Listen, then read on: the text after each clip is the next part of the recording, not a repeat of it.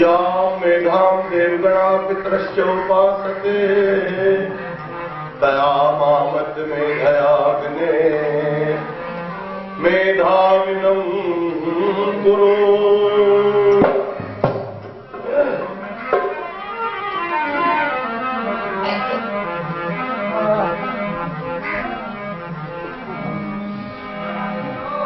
ये जिंदगी पथ है मंजिल की तरफ जाने का,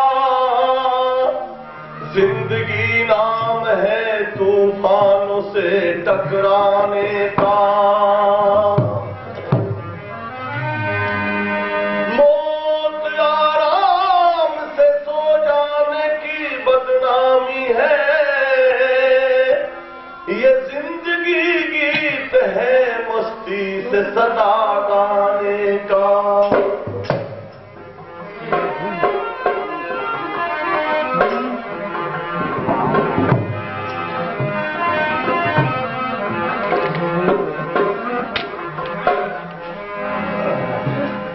इस भारत देश का बेड़ा जब मझधार जा रहा था, तो टंकारा गुजरात से एक मल्हा भी आ रहा था।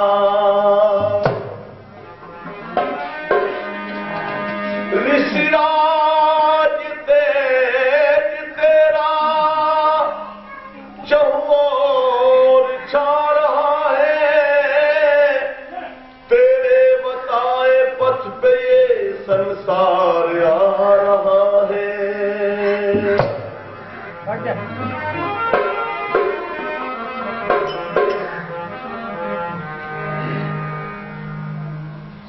हमारी इस आज की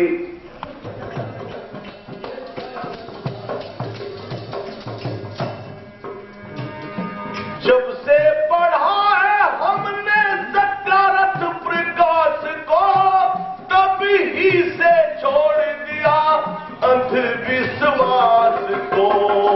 जब से पढ़ा है हमने सत्यारथ प्रकाश को, तभी से छोड़ दिया अंधविश्वास को। हुए दूर सब विघन हो, हुए दूर सब विघन, तुझे धन धन धन दया में गुजार धन जीत लिया मन।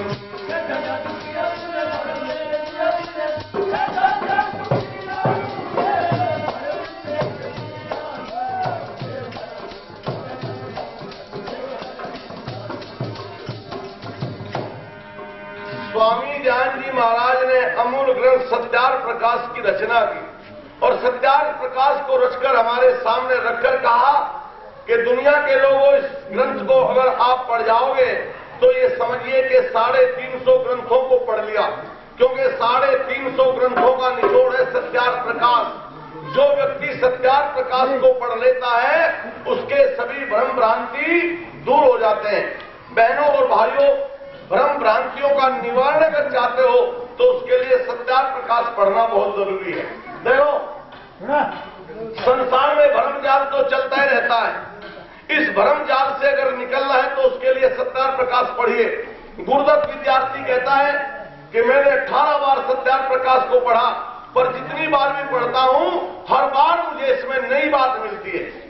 मेरी सारी संपत्ति बेचकर भी मुझे सत्यार्थ प्रकाश खरीदना पड़े तो गुरुदत्त विद्यार्थी कहता है मैं सत्यार्थ प्रकाश को खरीदूंगा। ऐसा बढ़िया अमूल्य ग्रंथ है, भ्रम भ्रांतियों का निवारण। सुनाया करता हूं मैं, भ्रांति संसार में होती रहती है भाई।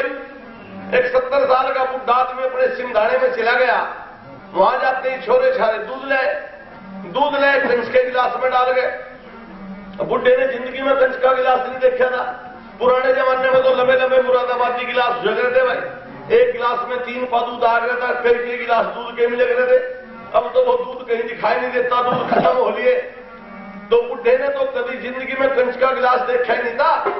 कंच के गिलास में दूध ले और कंच के गिलास में दूध वो सफेद सफेद धोड़ा धोड़ा दूध ही दिखाई दे। एक छोरा आके बोले ले मावसा दूध पी ले। बुढ़ा ने लखा के कहने जैसे कहे में घाल तो ले, हाथ में पकड़ू फिर दूध को, इसे पीऊंगा तो जब जब इसे कहे में घाल के जाएगा। बहनों और भाइयों, भ्रम हो गया, भ्रांति होगी। ठीक इसी तरह से आर्य समाज और स्वामी दयानंद के बारे में भी लोगों को भ्रम हो गया, भ्रांतियों हो गई। इन भ्रांतियों का निवारण किया स्वामी दयानंद ने सत्यार प्रकाश के अंदर। क्या दिया? तर्क की कसौटी दी। तर्क की कसौटियों पे फर्क नहीं आया है, हजारों विरोधियों ने तुझे आजमाया है। तर्क की कसौटियों पे फर्क नहीं आया है, हजारों विरोधियों ने तुझे आजमाया है। गए करके नमन हो, गए करके नमन, तुझे धन धन धन, तेरी दया है खुदा, धन जीत लिया मन।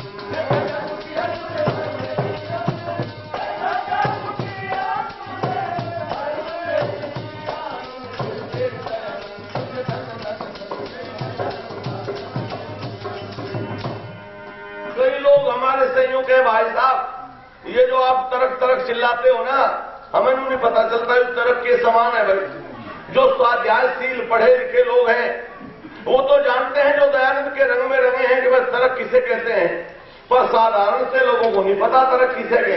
और इन बच्चों को तो बेचारों को पता ही नहीं तरक किसे कहते हैं, पर मैं अपनी साधारण सी भाषा में बताया करता हूं तरक किसे कहते हैं। सुनो, गांव में आम का बाग था, दो छोटे छोटे बालक बाग में कच्ची आम भी खाने के लिए गए। बच्चों को कच्ची आम भी खाने का बड़ा शौक हो, नमक मिर्च साथ में लेके गए थे। एक मुसलमान भाई ने वो बाग दे रखा था, उसका घड़ा रखा था पेड़ के नीचे पानी पीने के लिए। अब ये बच्चे जो है गए, इन्होंने बाग में आम भी खाई, उसके बाद लगी प्यास, उस मुसलमान के घड़े में से पानी पी लिया। जब पानी पी लिया तो इसने शोर मचाया, भाई तुम तो मुसलमान हो गए। ये बोले मुसलमान कैसे हो गए कि तुमने मेरे घड़े का पानी पी लिया? बोले पानी पीने से मैं मुसलमान हो जा। हाँ, पानी पीने से तो मुसलमान हो गए। दोनों बालक रोते हुए घर आए। एक लड़का पौराणिक परिवार का पंडित जी का, एक लड़का आर्य समाजी परिवार का चौधरी का था। पंडित जी ने अपने लड़के से पूछा, भाई क्या बात क्यों रोए? बोला पिताजी मैं तो मुसलमान हो गया। मुसलमान कैसे हो गया? बोला मैं अब्दुल्ला के घड़े का पानी पी लिया था। बोले फिर रोए क्यों है? चल हरिद्वार। हरिद्वार ले गया, गंगा में नहाया, 10 दिन तक रखा, दान दक्षिणा दी, 10,000 रुपए खर्च करे, शुद्ध कर लिया। शुद्ध तो कर लिया पर 10,000 का खर्चा आया। भाई चौधरी आर्य समाजी था, ने दयानंद की बात पढ़ रखी थी, आर्य समाजियों की बात सुन रखी थी। इसने भी अपने लड़के से पूछा, भाई क्या बात क्यों रोए? बोले पिताजी मैं भी मुसलमान हो गया। मुसलमान कैसे हो गया? बोले मैं भी अब्दुल्ला के घड़े का पानी पिया था। बोले पानी पीने में मुसलमान हो गया? हाँ, कितना पानी पिया था? बोले 1 गिलास पानी पिया था। चौधरी ने 1 दिया तो उसे चाटा, पागल 1 गिलास नहीं मुसलमान हो गया? बोले हाँ 1 गिलास नहीं तो हो गया। बोला लोटा ले ठा गए, लोटा मंगवाया, अनु बोला नल पैसे भर के लाए थे, नल पैसे भर के मंगवाया। अनु बोला सारा लोटा पी, जबरदस्ती सारा लोटा पिलाया और सारा लोटा पिला के कहने लगा इधर को मुंह करके पेशाब कर दे, मुसलमान वाला पानी निकट जाएगा, हमारे वाला में। इसे कहते हैं तरक। ये तरक दिया स्वामी दयानंद ने, ये तरक दिया आर्य समाज ने। अगर आर्य समाज और स्वामी दयानंद इस तरक को न देते तो अपने आप को गलती से हिंदू कहने वाला इस धरती पर जिंदा नहीं मिलने वाला था। बचाने वाला आर्य समाज और दयानंद है। बहनों और भाइयों, बात यही समाप्त नहीं होती। सुनो, हृदय विशाल देखो कैसा योगी राज का, ले सुमात लोभ न था तब तक और ताज का। हृदय विशाल देखो कैसा योगी राज का, ले सुमात लोभ न था तब तक और ताज का।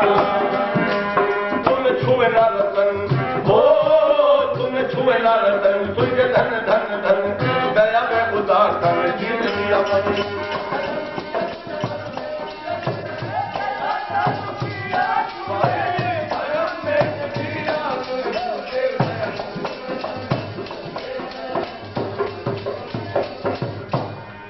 बहनों और भाइयों, संसार के लोगों ने कहा आगे बढ़ो, पर स्वामी दयानंद महाराज क्या कहते हैं? पीछे हटो, पीछे लौटो, अतीत में जाओ, वेदों की ओर चलो, वेद को पढ़ो पढ़ाओ। इसलिए क्या कहा? संसारियों का परम धर्म है। परम धर्म कहा वेद का पढ़ना पढ़ाना और सुनना सुनाना। स्वामी दयानंद ने कहा पीछे लौटो बहनों और भाइयों, अगर आप लंबी कूद कूदना चाहते हैं तो उसके लिए पीछे जाना ही पड़ेगा भाई। लंबी कूद कूदने के लिए पहले पीछे जाओ, पीछे से दौड़ लगा के आओ और पैर जमा के छलांग लगाओ तो लंबी कूद ज्यादा कूद सकते हो। और वहीं खड़े खड़े अगर छलांग लगाओगे तो थोड़ा ही कूद पाओगे, ज्यादा नहीं कूद सकते। कहने का मतलब यह है कि अगर आप भविष्य को बढ़िया बनाना चाहते हो, आने वाले कल को अपने उज्जवल सुनहरी देखना चाहते हो, तो उसके लिए अतीत में जाना ही पड़ेगा। भारत का अतीत बड़ा गौरवशाली था।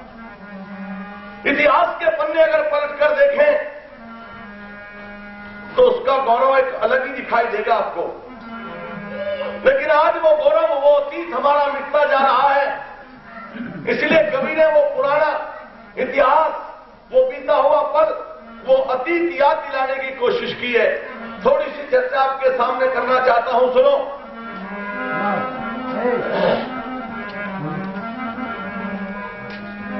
हर अतीत हिंद का हो,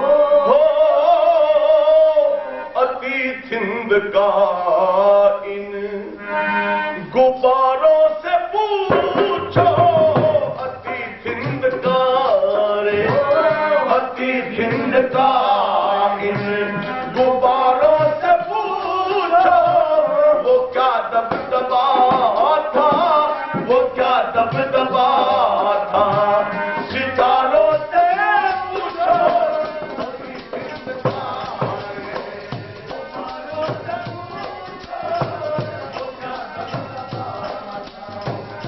सितारों से पूछो।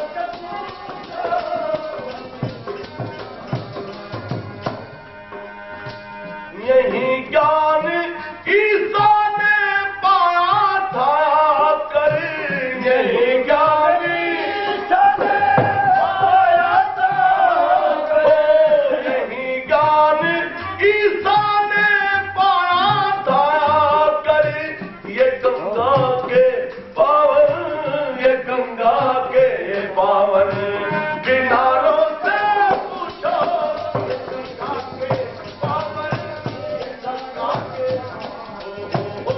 किनारों से पूछो, अतीत हिंद का रे, किनारों से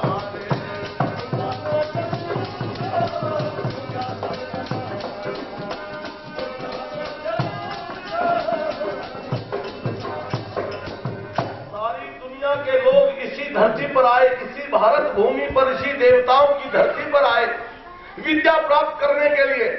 ज्ञान विज्ञान सारी दुनिया को यहीं से मिला। परमात्मा ने सृष्टि की रचना सबसे पहले यहीं की थी बहनों और भाइयों, और परमात्मा ने वेद का ज्ञान भी सबसे पहले ऋषियों के द्वारा इसी धरती पर दिया था।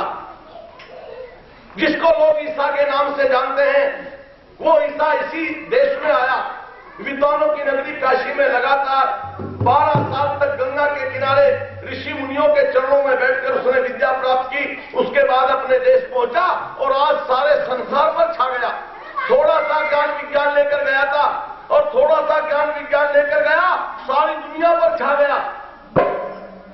हमसा विद्वान कोई नहीं था, ज्ञान विज्ञान सबको हम ही ने दिया था। हमसा विद्वान तो कोई था ही नहीं, पर हमसा बलवान भी कोई नहीं था। आप कहेंगे इसका क्या प्रमाण है? इतिहास के पन्ने पलटिए, एक नजर डालकर देखिए तो पता चलेगा।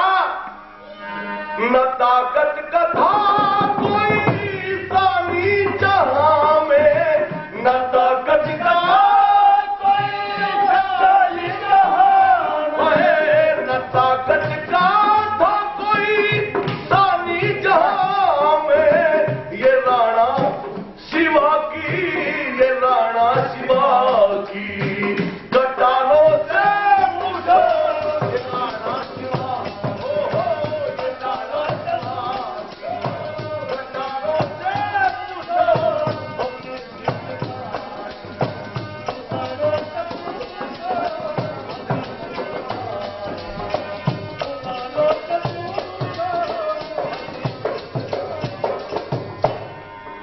राणा प्रताप और शिवाजी जैसे नौजवान का नाम जब जबान पर आता है ना, तो गर्व से छाती चौड़ी हो जाती है। मस्तक ऊंचा हो जाता है और शरीर जो है ना ये रोमांचित हो उठता है बहनों भाइयों, क्योंकि ये नौजवान वो नौजवान थे जिन्होंने एक बार नहीं बल्कि कई बार अपने बाहुबल से इस धरती को हिला करके रख दिया। शिवाजी जब पूना के जंगल में दौड़ता था तो दिल्ली में बैठे औरंगजेब का तख्त खिल जाता था। वैसे कई लोग शिवाजी के नाम से चिढ़ते भी हैं। एक दिन हमारी समाज कानपुर के जलसे पर जा रहे रेलगाड़ी में बैठे हुए थे। मेरे हाथ में एक पुस्तक थी, किताब में उसको पढ़ रहा था। सामने एक मुल्ला जी बैठे हुए थे, लंबी दाढ़ी वाले। जब मेरे हाथ में किताब देखी तो पूछने लगे, भाई साहब क्या पढ़ रहे हो? मैंने कहा इतिहास पढ़ रहा हूं। कहने का किसका इतिहास है? मैंने बता दिया। मैंने कहा शिवाजी का इतिहास है। जब शिवाजी का नाम आया ना तो मुल्ला जी ने नाक चढ़ाई, जैसे बदबू आती हो शिवाजी में से और नाक चढ़ा के बोले हैं शिवाजी। शिवाजी भी कुछ था? मैंने कहा कुछ तो होगा। कहने का कुछ था ही नहीं, औरंगजेब के यहां कोई इज्जत नहीं थी इसकी। मैंने कहा कुछ तो इज्जत होगी। कहने का क्या खाक इज्जत थी? औरंगजेब बादशाह ने शिवाजी का फोटो अपने शौचालय में लगा रखा था। जहां लैट्रीन के लिए जाता था वहां फोटो लगा रखा था। क्या खाक इज्जत थी है? मैंने कहा मुल्ला जी तुझे पता नहीं, इसमें भी एक राज है। कहने का राज क्या है? मैंने कहा ये जो तेरा औरंगजेब था ना, यू था कब्ज का मरीज, इसे रहती कब्जी, और जब लैट्रीन के लिए शौचालय में जाता था सामने शिवाजी का फोटो देखते ही दस्त खुल के हो जागृत ऐसे इसके चेहरे में जागृत थे। कहने लगा भाई साहब आज ये समाजी दिखो। मैंने कहा आज ये समाजी दे सके ऐसा जवाब और किसी के बस की बात ही नहीं रहा। हमारे पुराने शास्त्रार्थ महारथी रामचंद्र जी देलवी एक बार एक मौलाना के साथ शास्त्रार्थ कर रहे तो मुल्ला जी ने कहा, पंडित जी गऊ को तो तुम अपनी मां मानते हो? पंडित जी ने कहा हाँ बिल्कुल, गऊ तो हमारी मां है भाई। इसने कहा जब गऊ तुम्हारी मां है तो ये बैल तो तुम्हारा बाप हुआ भाई। पंडित जी ने कहा हाँ बिल्कुल, बैल हमारा बाप है भाई। ये मौलाना कहने लगा पंडित जी हमने तुम्हारे बाप को यानी एक बैल को सड़क के ऊपर पाखाना खाते हुए देखा। पंडित जी ने कहा जरूर देखा होगा मुल्ला जी, पर वो सुसरा मुसलमान बन गया होगा और मुसलमान बने पीछे कहीं गू खाता फिर बैल जाएगी। इतने हमारे दौरान आज ने बिल्कुल ठीक ठाक रहा। तो बहनों और भाइयों तर्क संगत जवाब देखो, शास्त्रार्थ में तो ऐसे ही जवाब दिए जा। अब शास्त्रार्थ में कोई हाथ पे हाथ रख के बैठा है तो शास्त्रार्थ थोड़ा जीता जाएगा। और भाई जो तर्क बुद्धि होता है ना, जो तुरंत बुद्धि, जिसे गांव में तुरंत बुद्धि कहना है, तुरंत बुद्धि तर्क बुद्धि है। एक चौधरी का रुपया गिर गया गंदी नाली में, हाथ तक काटे तो हाथ भी गंदा हो। एक इतनी लंबी लकड़ी ले उठा गए और वह लकड़ी नाली में मार मार कर रुपया ढूंढ रहा और ढूंढता ढूंढता क्या कह रहा, उनका अल्लाह ताला मेरा रुपया मिल जा या खुदा मेरा रुपया पा जा। एक मुसलमान भाई आकर कहने लगे चौधरी क्या कर रहा? बोले एक रुपया गिर गया था उसे ढूंढ रहा भाई। बोले फिर खुदा खुदा कह गए क्यों ढूंढ रहा भाई? थारे वाला तो राम है, तू राम राम कह गए क्यों नहीं ढूंढ लेता? शिव जी कह के ढूंढ ले, राम राम कह के ढूंढ ले। चौधरी कहने लगे 1 रुपए के ऊपर राम को घुसेड़ तू गंदी नाली में जा गया। अरे रुपया मिलेगा मिलेगा सुसरा, नहीं रुपया तो और कुमा जाएगा, पर 1 रुपए के ऊपर राम को गंदी नाली में थोड़े खेले कर तू आ जाएगा। इसे कहते हैं तर्क बुद्धि। ये है तर्क बुद्धि। और बहनों और भाइयों ये तर्क बुद्धि अगर किसी ने हमें बनाया तो वो स्वामी ध्यान जी महाराज की कृपा है हमारे ऊपर। इसलिए कह रहा था आपके सामने स्वामी जान जी महाराज ने आकर के क्या कहा, अतीत को देखो, इतिहास में जाओ, पीछे लौटो, वेदों की ओर जाओ, इतिहास के पन्ने पलट करके देखो। क्या कहा? न ताकत कथा कोई कोई जावे, न ताकत कथा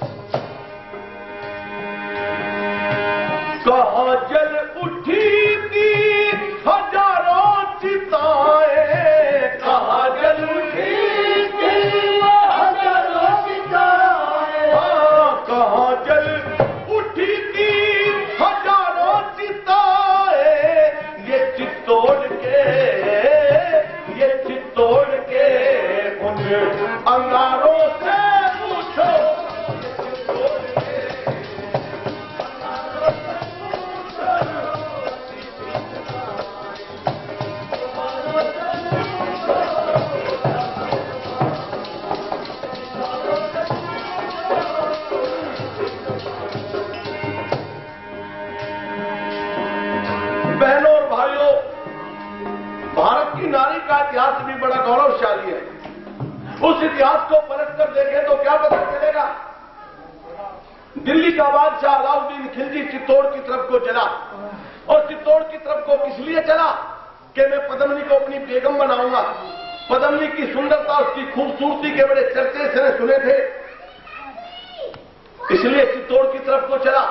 बड़ी भारी फौज लेकर के चला, पर जब ये चित्तौड़ के किले के दरवाजे पर पहुंचा तो क्या देखता है, एक नहीं बल्कि हजारों चिता धाए धाए करके जल रही थी। एक 70 साल की बूढ़ी औरत दरवाजे पर बैठी रो रही थी।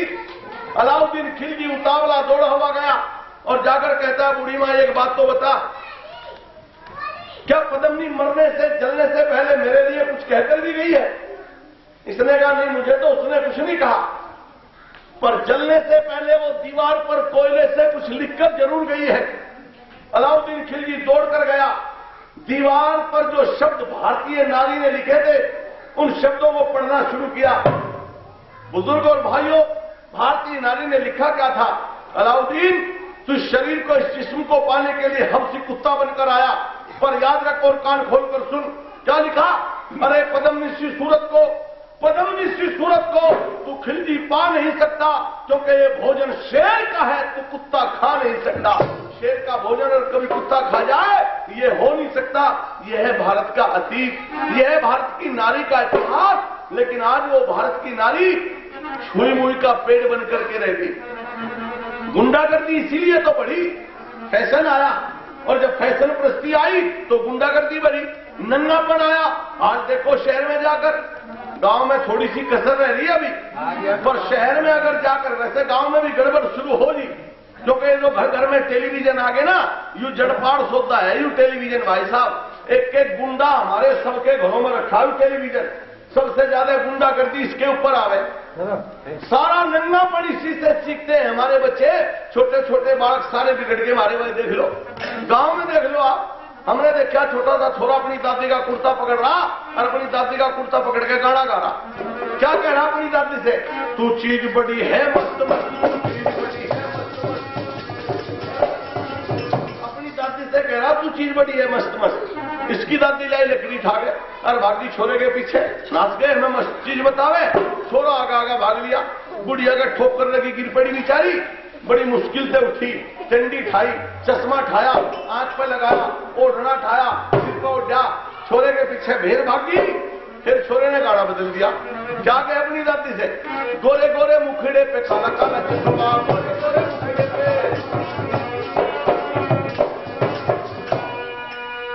फिर नुके गोरे गोरे मुखड़े पे काला काला चश्मा, कहां से सीख लिया, ये टेलीविजन वालों ने सिखा दिया। जो अपने आप को हिंदू कहता है ना, घर में सांप निकल जाए, घर में मारने के लिए, सांप मारने के लिए लाठी नहीं पावे इसके घर में। जुत्ती खाओ बेटा, जुत्ती तो मारेगा, सांप का खाओगा तो यही जुत्ती तो मरेगा यू। घर में लाठी नहीं पावे अगर सांप निकल जा, पर 20,000 का टेलीविजन लाकर धर दिया घर में, सारे बाल बिगाड़ दिए इस टेलीविजन ने। ये सारा गुंडागर्दी का जो नाच इस देश में हो रहा है, ये इस टेलीविजन के कारण हो रहा है। हम अपने अतीत को भूल गए। आज शिवाजी का नाम इस देश के बच्चों को याद नहीं, वीर सावरकर, सुभाष चंद्र बोस जैसे नेता का नाम इस देश के बच्चों को याद नहीं है। महाराणा प्रताप जैसे बहादुर नौजवान का नाम इस देश के बच्चों को याद नहीं है। स्वाभिमान आज समाप्त होता जा रहा है इस देश के लोगों का। जो चीज हमें याद होनी चाहिए थी वो आज इस देश के बच्चों को याद नहीं है। इसलिए चौधरी पृथ्वी सिंह बेधड़क दादाजी ने भाई एक भजन लिखा बहुत बढ़िया, और क्या कहा, इस देश में क्या रह गया, क्या चला गया, सुनो।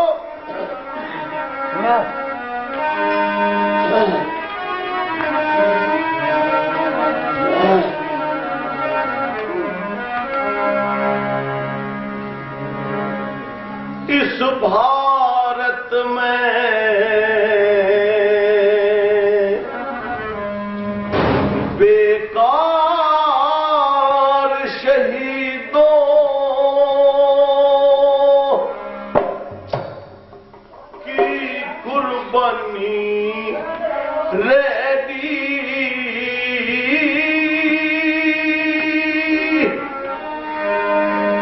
और बड़ी बहन संसार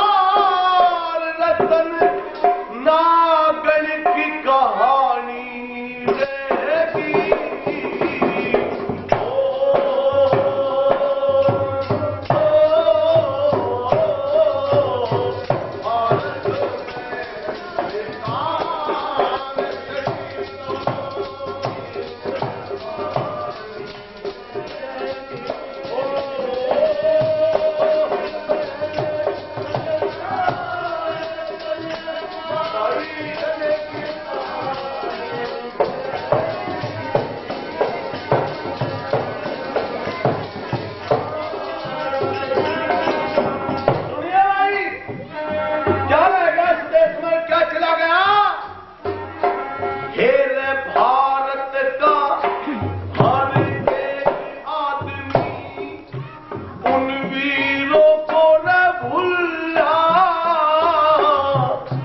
देश धर्म जाति के लिए तो फांसी के ऊपर झूला। राजगुरु सुखदेव भगत सिंह बिस्मिल अस्फाकुल्ला। आज गवालों जैसा होगा उन सबका मस्कुल्ला। और उनके बेटे पोतों को, उनके बेटे और पोतों को अब ठोकर खानी रहेगी।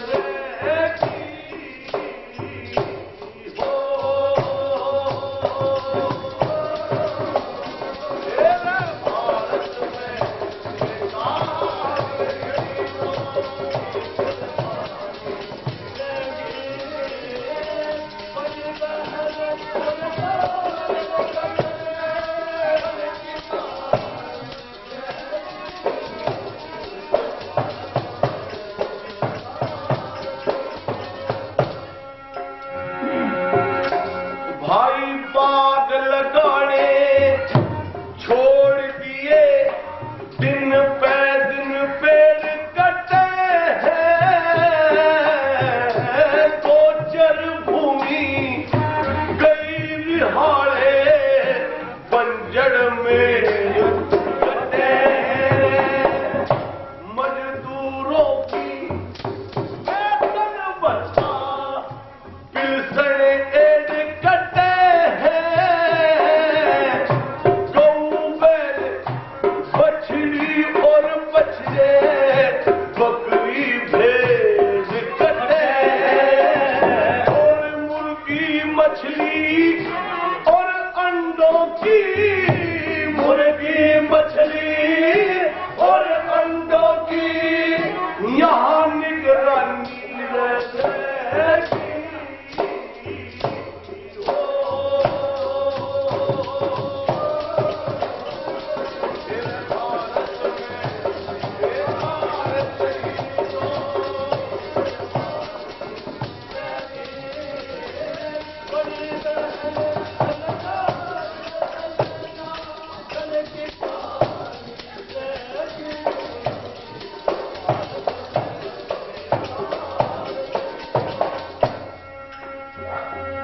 क्या रह गया देश में और क्या चला गया इस देश से बहनों और भाइयों?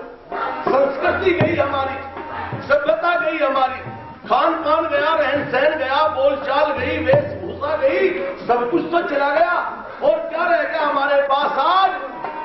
एक चले गए बादाम छुआरे, किसमिस मुन्नत का पिसते, चूल्हे ऊपर मांस पके, पत्थर पे अंडे घिस दे। भारत को आजाद बना के करके कुछ फरिश्ते, आज देख लो भाई बहन के खत्म हो गए रिश्ते। और मैं दिया छुट्टी रे आज जगत में, मैं दिया छुट्टी आज जगत में, खेल कभी नहीं रहती।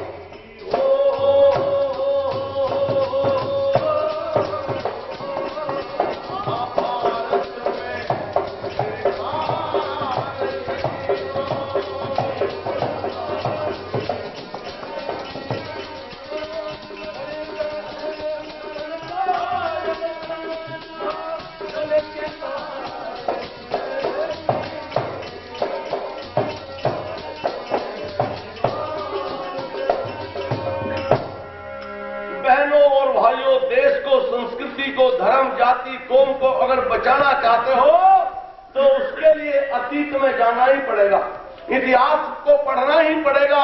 और अगर इतिहास को नहीं पढ़ा, इतिहास अगर देश का मिट गया, देखो दुनिया में किसी भी जाति, किसी भी देश, किसी भी कौम को अगर मिटाना चाहते हो तो उसका इतिहास मिटा दो, वो कौम मिट जाएगी। आज यही हो रहा है भारत के साथ, हमारा इतिहास मिटाया जा रहा है। हमें कोई हमारा इतिहास थोड़ा ही पढ़ाया जा रहा, हमारे बच्चों को पढ़ाया जा रहा है अकबर कौन था, हुमायूं कौन था, उसने कितने दिन राज किया, एलिजाबेथ कौन थी, उसने कितने दिन राज किया। बच्चों को तो ये पढ़ाया जा रहा, ये हमारा इतिहास नहीं है, ये तो ईसाई और मुसलमानों का इतिहास है। हमारा इतिहास तो आज समाप्त किया जा रहा है।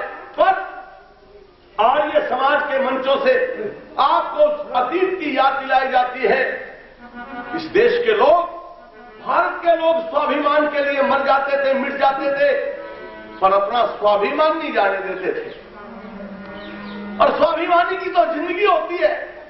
अभिमान आदमी को कभी करना नहीं चाहिए और स्वाभिमान को कभी छोड़ना नहीं चाहिए। लेकिन आज स्वाभिमान तो है नहीं, अभिमान खूब है लोगों में। वो अपने बार बैठा उसका भरा, दूसरा अपने बार बैठा उसका भरा, मगर उस दौरे पी लिए अगर जा गए। बोला जी मारी इनकी तो चल रही, मगर कुछ फैक्ट्री वैक्ट्री चल रही है थारी इनकी। बोले जी नहीं मारी इनकी तो दिखे नू लग रही, नू मगर बराबर वाले दौरे पी लिया कर। बोलने ने तो जड़ पड़वाई रखी सारी, मगर और बराबर में भरू बैठा इसके दौरे मार लिया कर तो घूट जा गए। बोलने ने तो नासी करवा रखा, खुंटे ही ने ठोक रखे, ये उल्टे सीधे लोग ठोक रखे। तो ये प्रवृत्ति हमारी जो है ना, इसने सत्यानाश किया हमारा।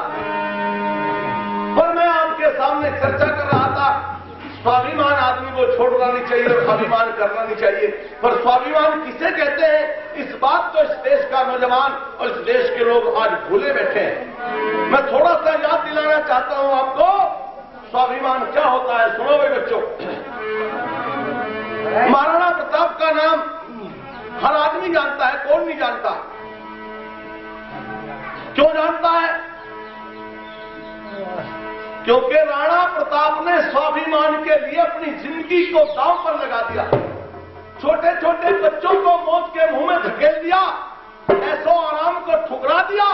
महाराणा प्रताप ने किसके लिए? स्वाभिमान के लिए, स्वतंत्रता के लिए, आबरू इज्जत के लिए, आजादी के लिए अपना सब कुछ बलिदान कर दिया। स्वाभिमान किसे कहते हैं? सुनो, महाराणा प्रताप बैठा उदयपुर के किले में, और उदयपुर के किले में बैठा हुआ राणा प्रताप पुस्तक पढ़ रहा है इतिहास की। घर का जो पुरोहित था भाट, वो आया और आकर कहने लगा, राणा जी क्या पढ़ रहे हो? कि मैं इतिहास पढ़ रहा हूं। किसका इतिहास है? कि चित्तौड़ का इतिहास है। बोला चित्तौड़? अरे किसकी चित्तौड़? कहा चित्तौड़? कैसी चित्तौड़?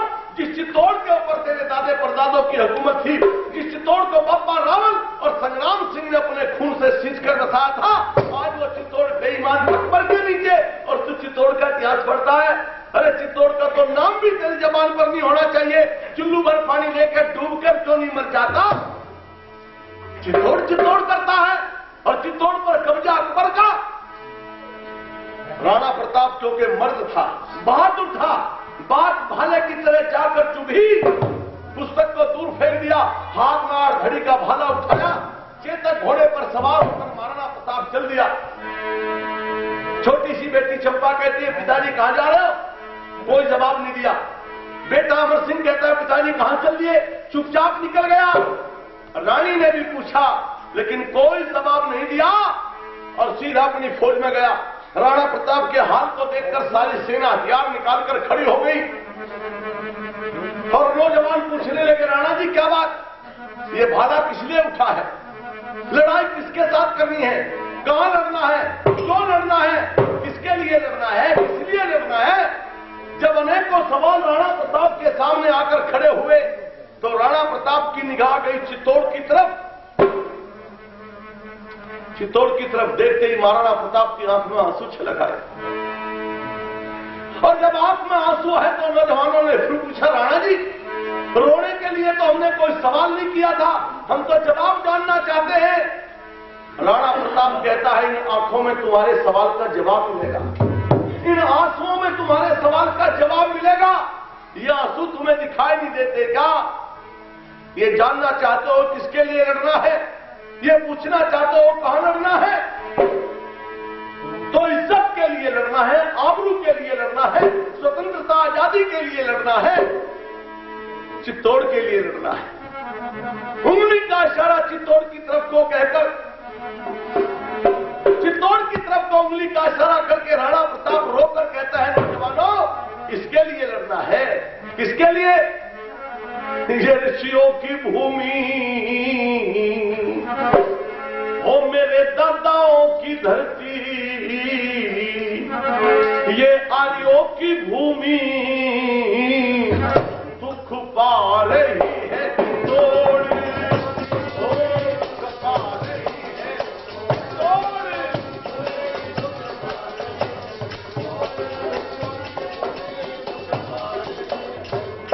इस चित्तौड़ के लिए लड़ना है। कौन सी चित्तौड़? जिस चित्तौड़ की कातिल कभी रावल ने तेग बजाई थी, अमीर काबुल की दो लड़की अपने संग में ब्याही थी, कई साल तक गर्म उनके खून की नदी बहाई थी, खून पसीना एक किया तब ये स्टेट बनाई थी, मगर बाप मेरे ने कितनी कायरता दिखलाई थी। चित्तौड़ की भूमि छोड़ उदयपुर, अरे जिसने आन बसाई थी, और अच्छा होता मेरा पिताजी ना मर जाता उस ठोर।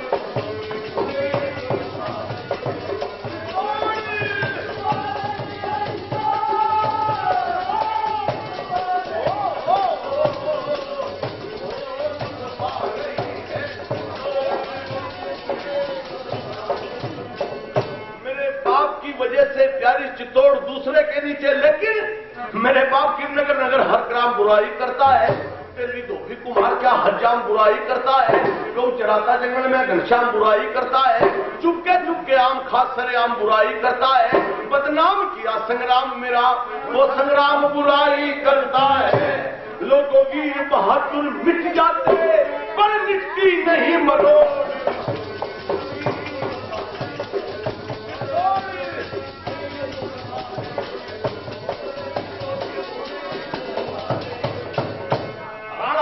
पूछे हाथ उठा करके प्रतिज्ञा करता है, मेरी बहन चित्तौड़ ये तेरे सामने प्रताप खड़ा है, अगर मैं प्राणी का दूर दिया है, अगर मैंने प्राणी की कोख से जन्म लिया है, तो मैं प्रतिज्ञा करता हूं आज, ये नेम करता हूं, ये प्रण करता हूं आज, चित्तौड़ की भूमि तुझको मैं आजाद कराऊंगा।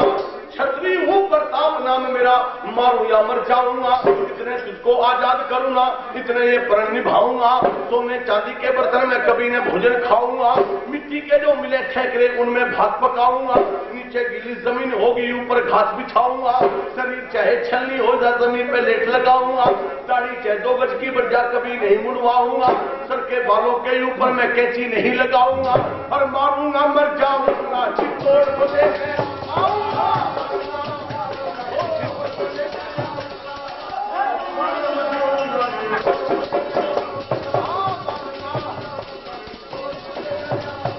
और नहीं हटूंगा चाहे अकबर की अगर खोज हो कई करोड़।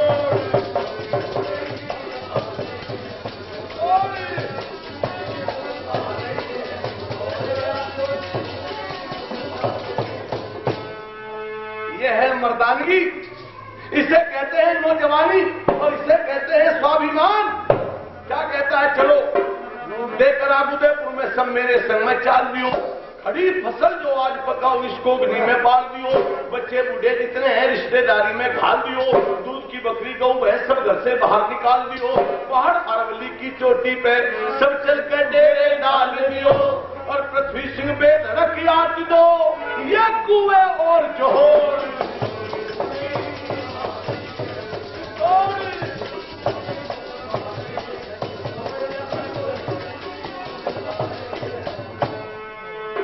चित्तौड़ के लिए मरना है, चित्तौड़ के लिए जीना है, आजादी के लिए जिंदगी लगा देंगे अपनी, जद्दोजहद संघर्ष करेंगे, लेकिन स्वतंत्रता आजादी के साथ जिएंगे। बहनों भाइयों, महाराणा प्रताप के आह्वान पर बहादुर वीर मरने के लिए तैयार खड़े हैं, और क्या कह रहे हैं राणा, जहां तेरा पसीना पड़ेगा खून के दरिया बहा देंगे हम, तेरे साथ और जीना तेरे साथ। बस फिर क्या था, आगे आगे ते महाराणा, हाथ में 8 घड़ी का भाला था।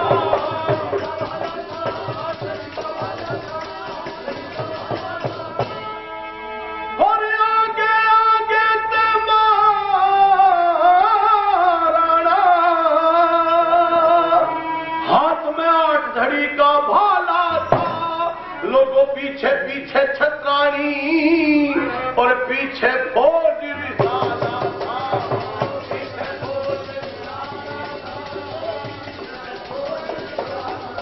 यही तरनी जो लड़की थी गर्भवती, वो बैठ रही थी डोड़ों में हवन कुंड और सामग्री थे चने के दाने।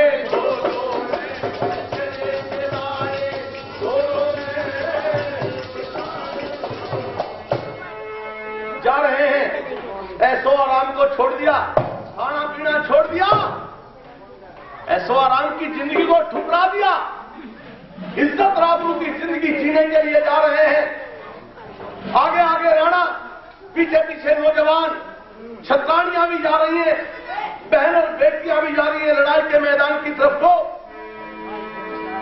एक संघर्ष, एक जद्दोजहद आज जीवन में करना है। इसलिए क्या कहता जा राणा, चेतक घोड़े पर बैठा है, हाथ में 8 घड़ी का भाला चमकता है। ओहो, और क्या कहता जा रहा है, आज से हम सब ने ठानी वीरानी जिंदगी, हमें तो देश सेवा में लगानी जिंदगी। आज से सबने ओ जिंदगी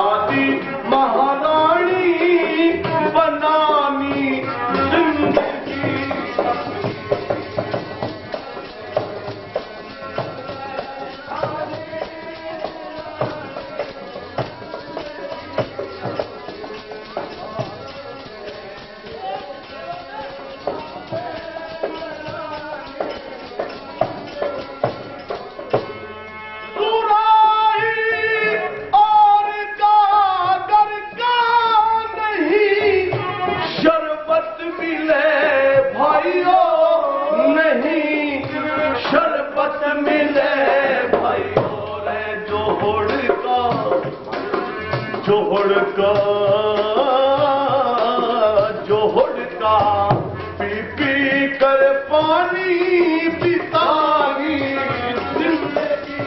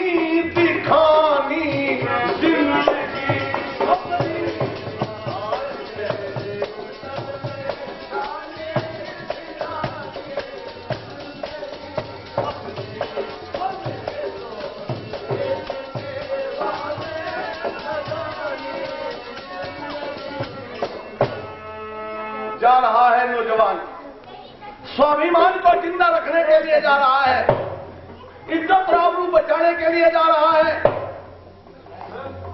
अनेकों परेशानी, अनेकों मुश्किल सामने खड़ी है।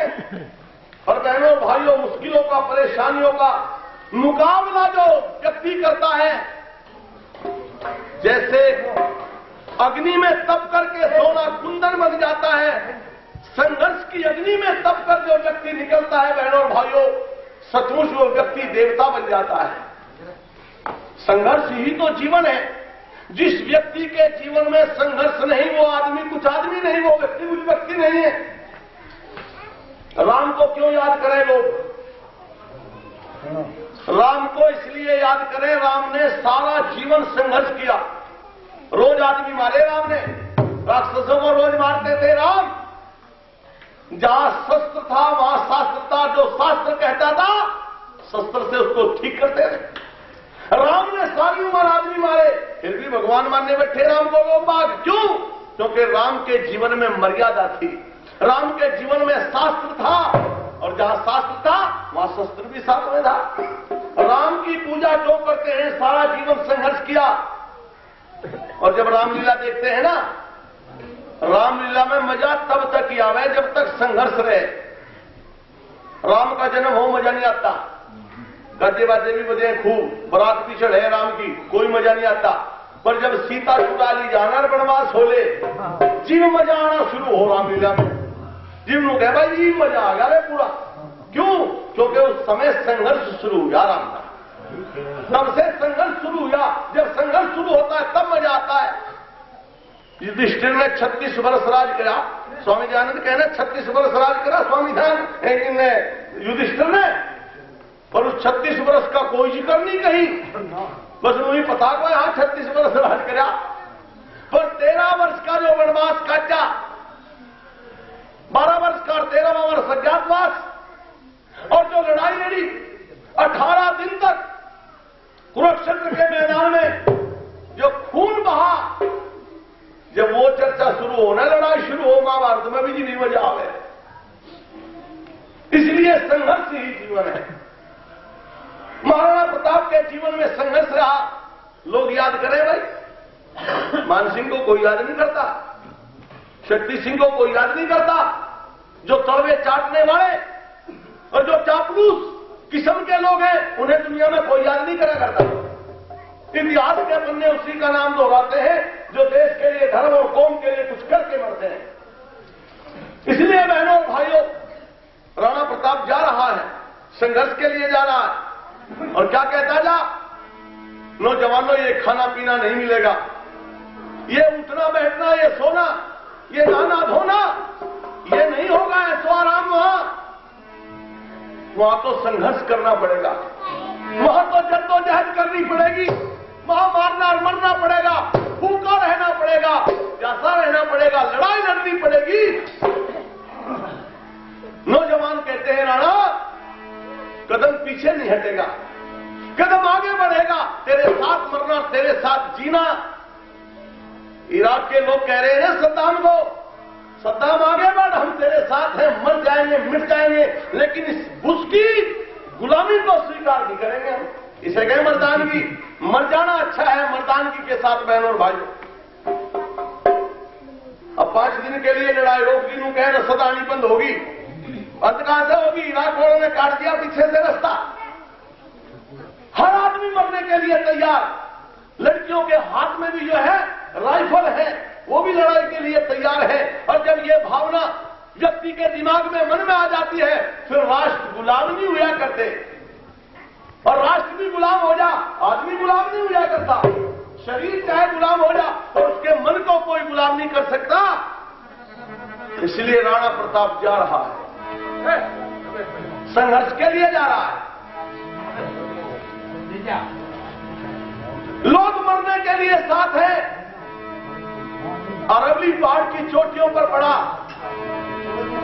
खाने के लिए रोटी नहीं, पहनने के लिए कपड़ा, सोने के लिए चारपाई, पीने के लिए पानी नहीं है। अनेकों मुसीबत सामने खड़ी है। बहनों और भाइयों ऊपर की चिट्ठी आई, महाराणा प्रताप मेरे पास आ, मेरे सामने आ, सामने आकर एक बार गर्दन झुका, सलाम कर, बदले में मैं भी सलाम करूंगा और 32 किले में वार के तुझे वापस कर दूंगा। पर राणा बार बार इनकार लिखकर भेजता रहा। मर जाऊंगा, मिट जाऊंगा और गुलामी स्वीकार नहीं करूंगा। आखिर वो दिन आ गए जब खाने पीने की व्यवस्था डगमगा गई, चरमरा गई। रोटी नहीं, कपड़ा नहीं, पानी नहीं, एक नहीं, दो नहीं, 3 दिन हो गए रोटी का टुकड़ा नसीब नहीं हुआ। जो बच्चे दिन में 10 बार खाते थे, राजे महाराजों के बच्चे तो दिन भर खाते हैं, और उन बच्चों के पास आज पीने के लिए 2 बूंद पानी नहीं, खाने के लिए रोटी नहीं है, टुकड़ा नहीं है। भूख से 3 दिन हो गए बिलबिलाते हुए। रानी का साहस टूट गया,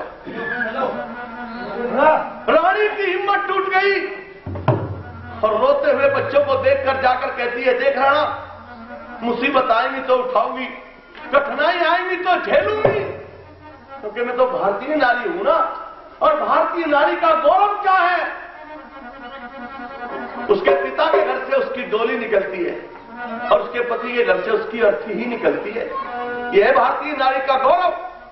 मर जाऊंगी, मिट जाऊंगी, पर तेरे साथ तो नहीं छोड़ूंगी। पर इन बच्चों पर रोना, इनका बिलबिलाना, इनका भूख से तरफ तरफ कर मरना, ये मैं नहीं देख सकती, क्योंकि मैं तो मां हूं और मां की ममता को तुम अच्छी तरह से जानते हो। इसलिए मेरे बच्चों को रोटी दे, क्योंकि तू बाप है इनका, तेरी जिम्मेदारी, तेरा फर्ज है ये। राणा सोचने लगा, रोटी का रास्ता तो अकबर बादशाह के पास से होकर गुजरता है, रोटी तो कहीं दिखाई नहीं देती, कहां से लाऊं रोटी? सोच विचार कर रहा था। आदमी कब टूटता है? जो सारे गांव का, सारी दुनिया का अकेला मुकाबला कर सके ना, वो उस समय टूटे जब उसके बच्चे सामने आके खड़े हो जाए। उसके बच्चों के सामने आदमी टूट जाता है, झुक जाता है। आज बच्चे हैं सामने तो टूट गया राणा। आज हिम्मत टूट गई राणा की।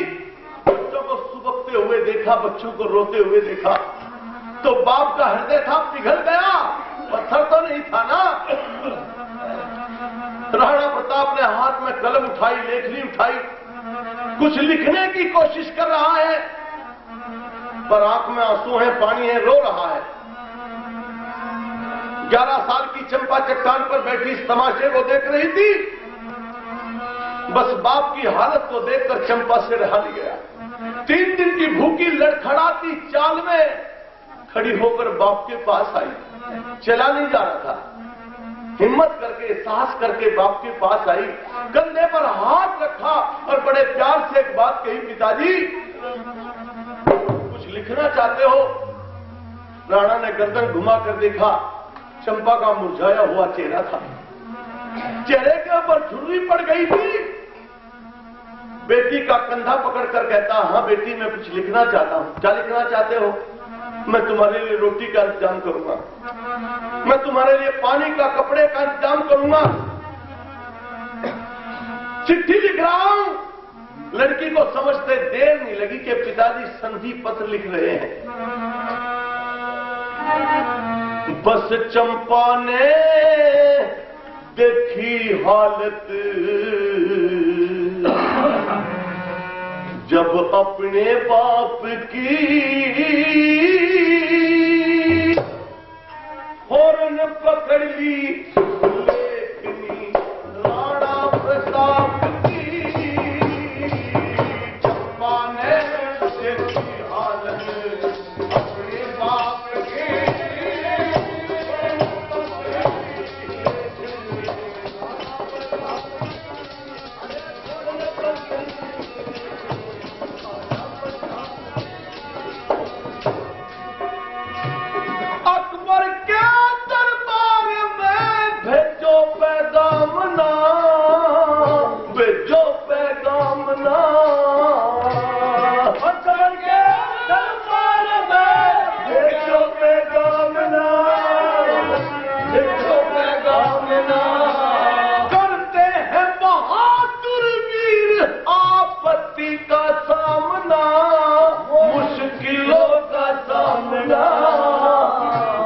कामना पूरी करे, कामना पूरी करे भगवान आपकी।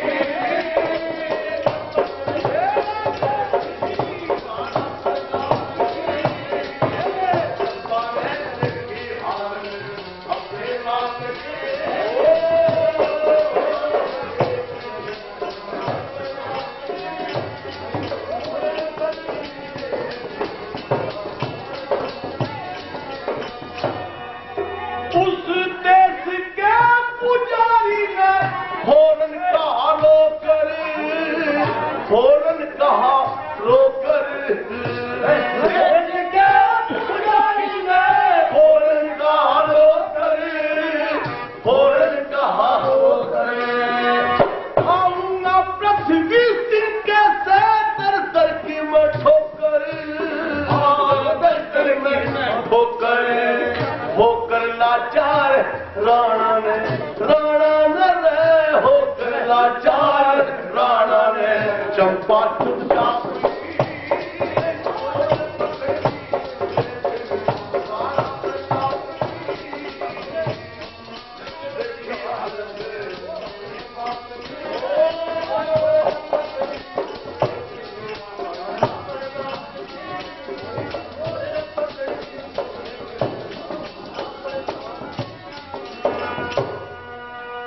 बेटी ने बाप के हाथ को पकड़ लिया, कलम को छीन कर पत्थर पर मार कर तोड़ दिया और यूं कहने लगी, पिताजी अकबर के पास संधि पत्र लिखना चाहते हो, अगर अकबर के पास ये संधि पत्र लिख दिया तो बापा रावल और संग्राम सिंह की इज्जत रावल कौन बचाएगा?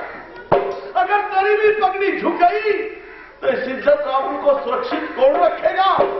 और अगर ये चिट्ठी लिख दी ना तो तेरी बेटी चंपा पेट में कटारी देकर फाड़ कर मर जाएगी। हमें रोटी नहीं चाहिए, हमें नहीं कपड़ा चाहिए, भूखे प्यासे नंगे रहकर हम दम तोड़ देंगे, लेकिन हम इस गर्दन को, इस पगड़ी को झुकने नहीं देंगे। जिएंगे शान के साथ और मरेंगे शान के साथ। एक तू ही तो बचा हुआ है, एक तेरे ऊपर ही तो आर्य जाति को विश्वास भरोसा है कि राणा टूट सकता है, मर सकता है, पर वो झुक नहीं सकता। और आज तू भी चिट्ठी लिख रहा है, संधि पत्र लिखने की कोशिश करता है। पिताजी नहीं नहीं, ऐसा नहीं होने दो। ओ मेरे देश की बेटी ने भाई गजब कर दिया। क्या गजब करते पिताजी, रहने दो खत ना लिखो, क्या गजब करते पिताजी, रहने दो खत ना। कोई कुछ कहता है उसको, कहने दो खत ना लिखो।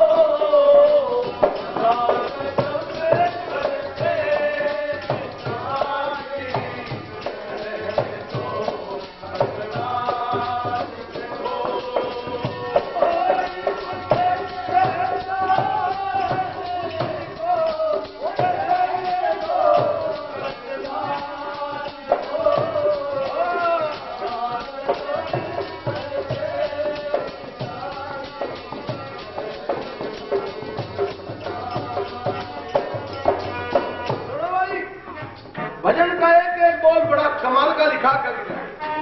बेटी ने गजब कर दिया। क्या कहती है पिताजी? हाँ भाई, रेसा रेसा इस बदन का कौम की खातिर कटे, रेसा रेसा इस बदन का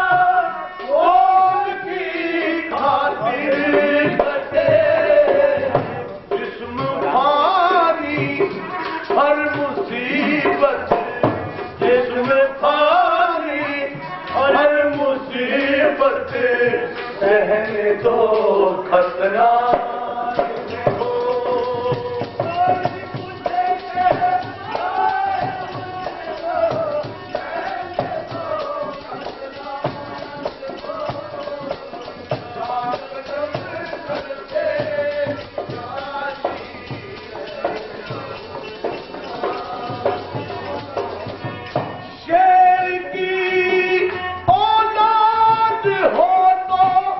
शेर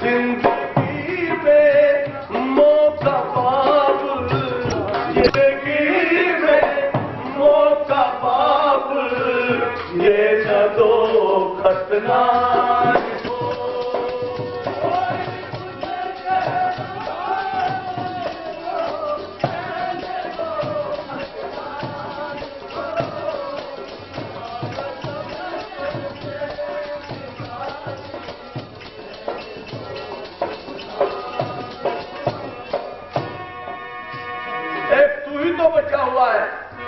अगर तू भी और ये जाति को कौन बचाएगा?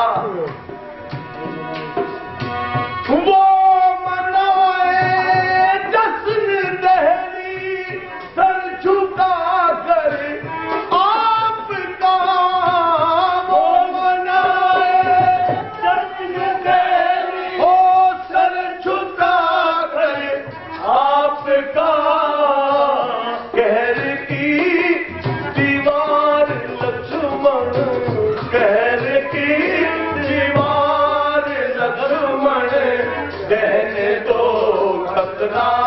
लिखो।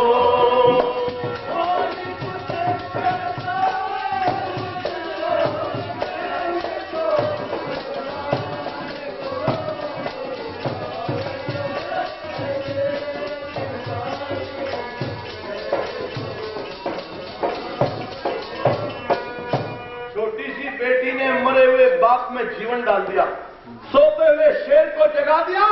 राणा ने चिट्ठी लिखी पर मजबूर को बदल दिया और क्या लिखता? आग पर तू मुझे झुकाना चाहता है रोटी के लिए, कपड़े पानी के लिए, पर कान खोलकर सुन, झोंका वायु का हिमालय को हिला सकता नहीं, तेज सूरज का कभी दीपक से जा सकता नहीं, शेर भूखा हो मगर वो घास खा सकता नहीं, ये पापा रावल का लड़ाका सर झुका सकता नहीं।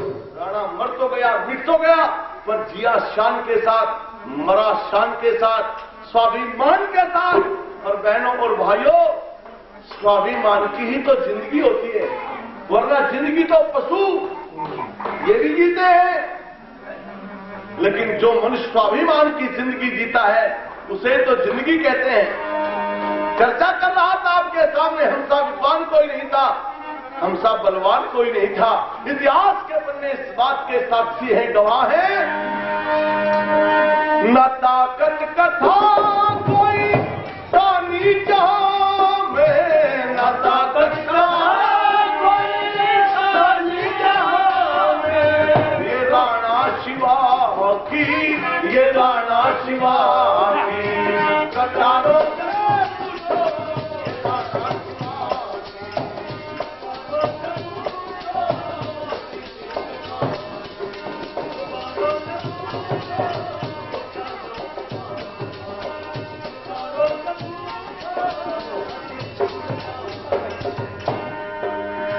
धर्म की मोहब्बत में मिलता मजा क्या, धर्म की मोहब्बत में मिलता मजा क्या, धर्म की मोहब्बत में मिलता मजा क्या, ये सरहिंद की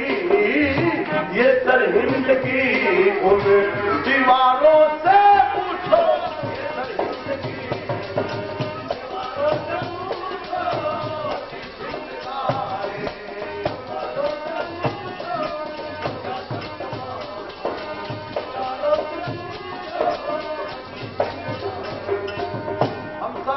कोई नहीं था, हमसा विद्वान कोई नहीं था, हमसा धनवान भी कोई नहीं था, सर्वगुण संपन्न थे हम, पर उसके बाद भी देश गुलाम हो गया।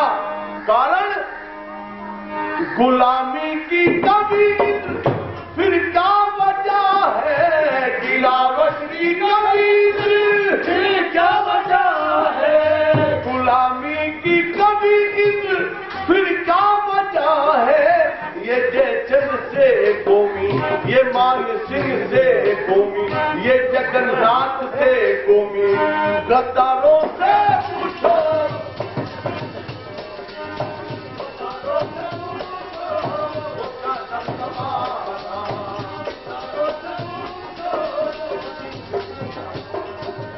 भारत का अतीत गौरवशाली था, वर्तमान आप देख रहे हैं और भविष्य को खतरा है। अगर भविष्य को बचाना चाहते हो, भविष्य को उज्जवल देखना चाहते हो, तो उसके लिए अतीत में जाना पड़ेगा।